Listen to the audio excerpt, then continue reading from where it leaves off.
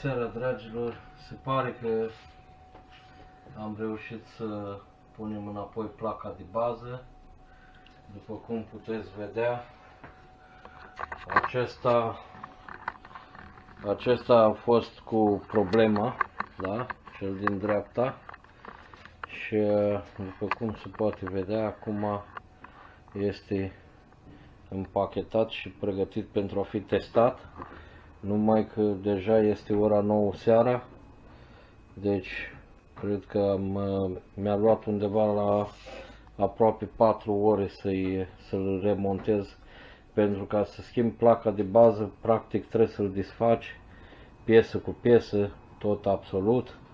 Și încă eu pot să zic că am avut noroc că l-am avut pe ăsta lantul și am scos capacul la ăsta ca să pot să pun toate piesele la locul lor, pentru că chinezul așa le-a făcut de practic trebuie să umble numai cu penseta în interiorul lor.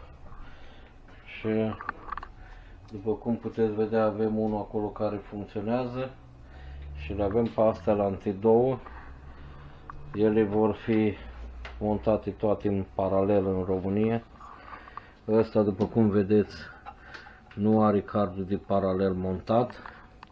Acesta îl are. Ăsta este cardul de paralel. Acesta nu are card de paralel, pentru că nu am cumpărat decât două carduri de paralel până acum.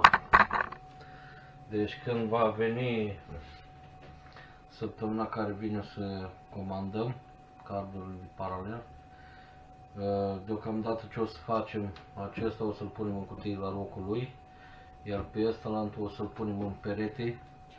Mâine dimineață îi vom face un test să vedem cum funcționează și o să mai discutăm mâine dimineață despre ele, că acum credeți-mă că sunt cam obosit. Vă mulțumesc pentru vizualizare și să aveți o seară plăcută.